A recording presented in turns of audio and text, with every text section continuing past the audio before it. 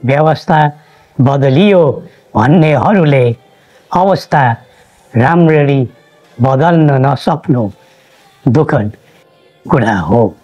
हामीले जनताको भलो होस् भनेर आफ्नो ओहदा र सुख सुविधालाई पनि त्याग गरेका हौँ। त्यागले कसैको कद सानो हुने होइन र त्यस्तो भावलाई कसैले पनि कमजोरी ठान्नु हुँदैन। हाम्रो त्यागको अर्थ र आशय पनि त्यही नै हो। नेपाली दिदीबहिनी तथा दाजुभाइहरू, नेपालमा प्रजातन्त्रको मिरमिरे बिहानी उदय भएको फागुन 7 गतेको शुभ सन्दर्भमा हामी सबै नेपालीलाई हार्दिक शुभकामना व्यक्त गर्दछौँ।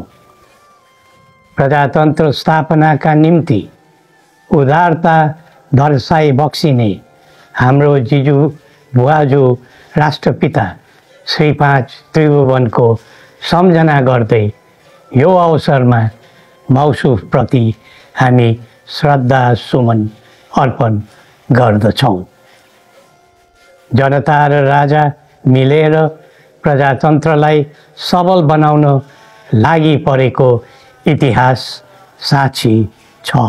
त्यसैले प्रजातन्त्रका निम्ति जीवनदान दिने ज्ञात अज्ञात शहीदहरू र प्रजातन्त्रका लागि क्रियाशील रहने सबै पात्रहरूप्रति पनि हामी उच्च सम्मान भाव राख्दछौँ।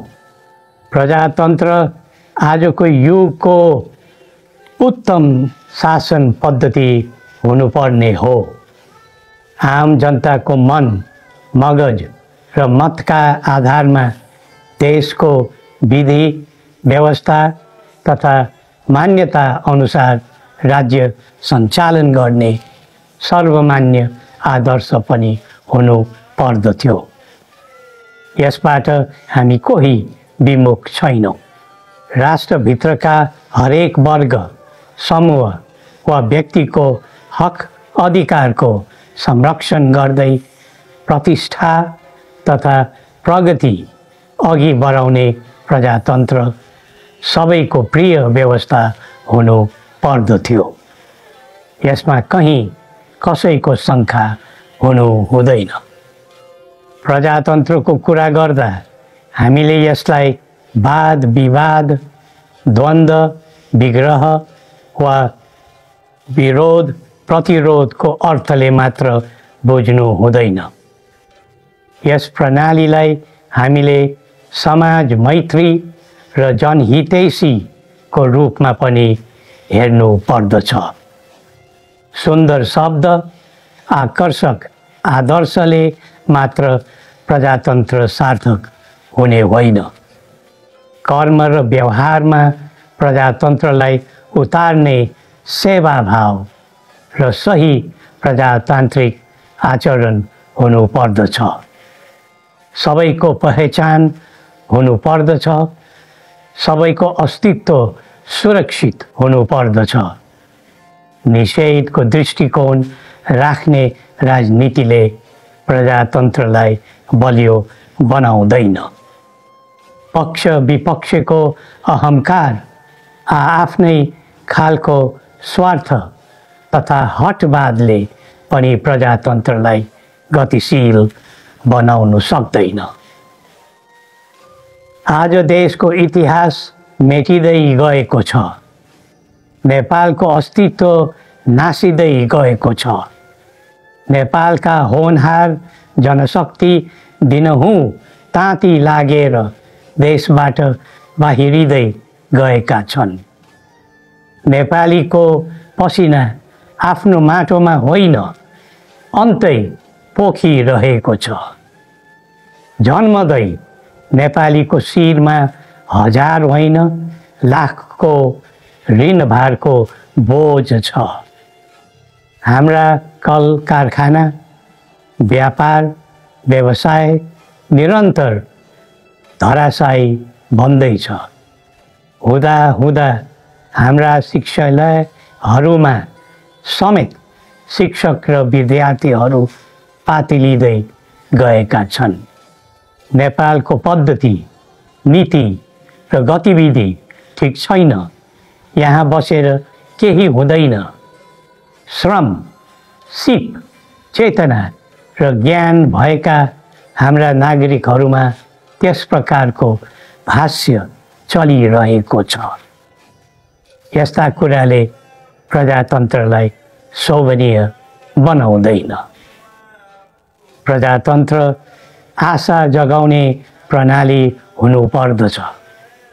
जनताको भरोसा बढाउने प्रणाली हुनुपर्दछ।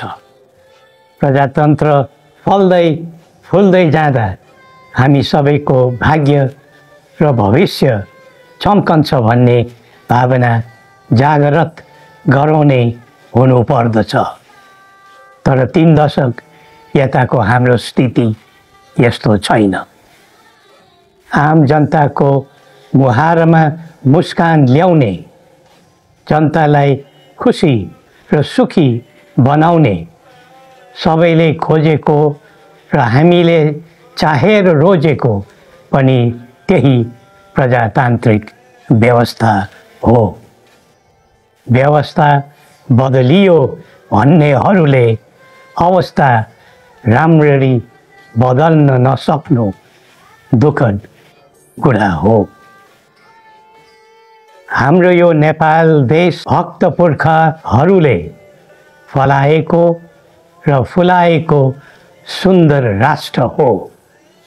यो राष्ट्रमा कुनै सङ्कट नआओस् भन्ने हाम्रो परिकल्पना हो। त्यसैले राष्ट्रको हितमा हामीले उदारता राख्दै आयौँ। त्यति मात्र होइन, हामीले जनताको भलो होस् भनेर आफ्नो ओहदा र सुख सुविधालाई पनि त्याग गरेका हौँ।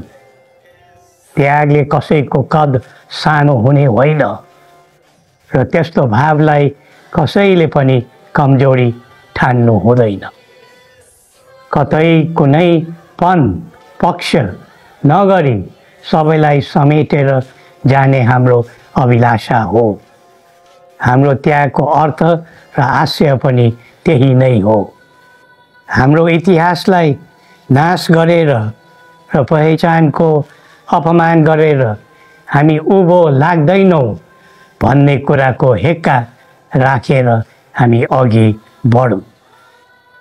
विगतका कमी कमजोरी तथा आफ्नो प्रकृति र संस्कृति विरुद्धका त्रुटि सच्याएर अघि बढ्ने चेतना हामीलाई प्राप्त होस्। देशका निम्ति र राष्ट्रका खातिर हाम्रो समर्पण निष्ठा सदैव हुनेछ। राष्ट्र रक्षाको निम्ति सबैको अनुशासन र इमानदार प्रयत्न हुनुपर्दछ। हामीले पहिले पनि राष्ट्रिय समस्या सुल्झियोस् भनेर त्याग गरेका हौँ। अब नेपालको उन्नतिको लागि हामीबाट अरू के त्याग गर्नुपर्ने हो, हामी तयार छौँ। अब समय आयो। राष्ट्र जोगाउने हो भने, राष्ट्रिय एकता कायम राख्ने हो भने, देशको समृद्धि र उन्नतिका निमित्त हामीलाई साथ दिन सबै देशवासीहरूलाई आह्वान गर्दछौँ। श्री पशुपतिनाथले हामी सबैको कल्याण गरून्। जय नेपाल।